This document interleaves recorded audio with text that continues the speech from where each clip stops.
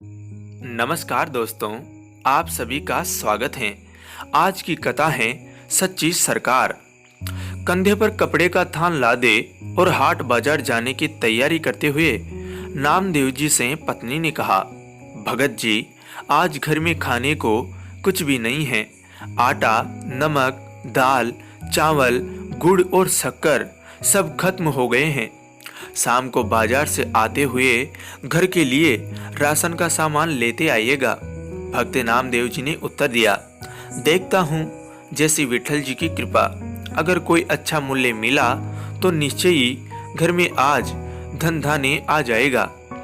पत्नी बोली, संत जी, अगर अच्छी कीमत ना भी मिले तब भी इस बुने हुए थान को बेचकर कुछ राशन तो ले आना। घर के बड़े बूढ़े तो भूख बर्दाश्त कर लेंगे, पर बच्चे अभी छोटे हैं, उनके लिए तो कुछ ले ही आना। जैसी मेरी विठल की इच्छा। ऐसा कहकर भक्त नामदेव जी हाट बाजार को चले गए। बाजार में उन्हें किसी ने पुकारा, वाह साईं, कपड़ा तो बड़ा अच्छा बुना है और ठोक भी अच्छी लगाई है। तेरा परिवार बसता रहे। ये फकीर ठंड में कांप कांप कर मर जाएगा। दया के घर में आ और रब के नाम पर 2 चादरे का कपड़ा इस फकीर की झोली में डाल दे। नामदेव जी बोले, 2 चादरे में कितना कपड़ा लगेगा फकीर जी?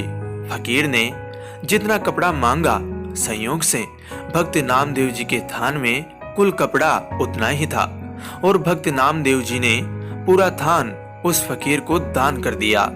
दान करने के बाद जब भक्त नामदेव जी घर लौटने लगे तो उनके सामने परिजनों के भूखे चेहरे नजर आने लगे।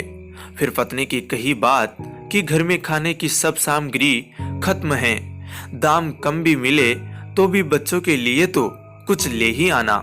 अब दाम तो क्या, थान भी दान जा चुका था। भक्त नामदेव जी एकांत में पीपल की छांव में बैठ गए। जैसी मेरी विठल की इच्छा।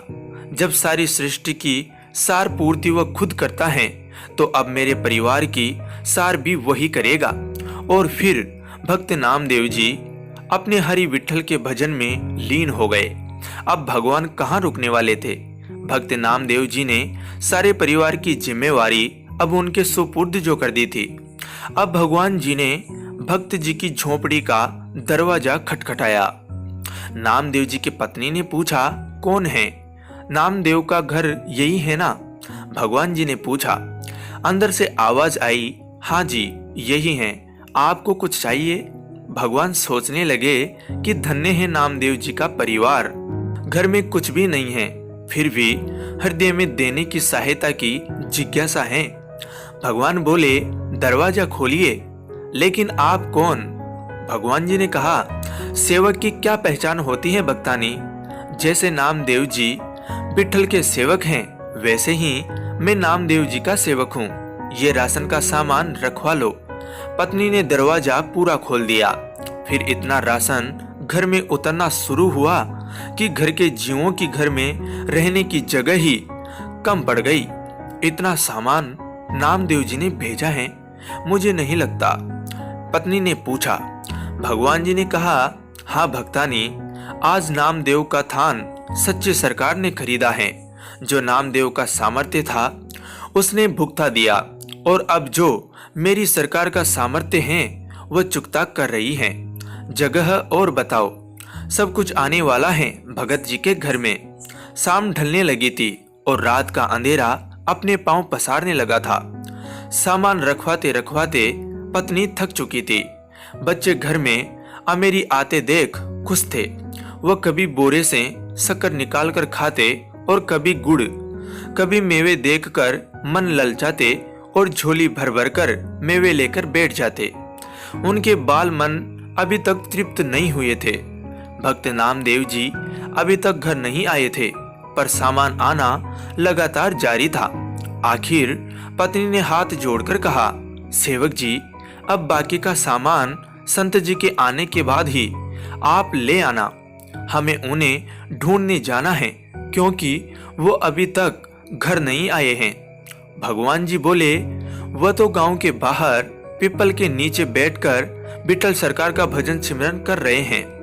अब परिजन नामदेव जी को देखने गए। सब परिवार वालों को सामने देखकर नामदेव जी सोचने लगे, जरूर ये भूख से बेहाल होकर मुझे ढूंढ रहे हैं। इससे पहले कि संत नामदेव जी कुछ कहते, उनकी पत्नी बोल पड़ी, कुछ पैसे बचा लेने थे। अगर थान अच्छे भाव बिक गया था तो सारा सामान संत जी आज ही खरीद कर घर भेजना था क्या? भक्त नामदेव जी कुछ पल के लिए चकित हुए। फिर बच्चों के खिलते चेहरे देखकर उन्हें एहसास हो गया कि जरूर मेरे प्रभु ने कोई खेल कर दिया है। पत्नी ने कहा, सच्चे सरकार को आपने थान बेचा और वह तो सामान घर में भेजने से रुकता ही नहीं था। पता नहीं कितने वर्षों तक का राशन दे गया। उससे विनती करके रुकवाया कि बस कर, बाकी संत जी के आने के बाद उनसे पूछकर कहीं रखवाएंगे। भक्त नामदेव जी हंसने लगे और बोले, वो सरकार है ही ऐसी, जब देना शुरू करती हैं तो सब लेने वाले थक जाते हैं।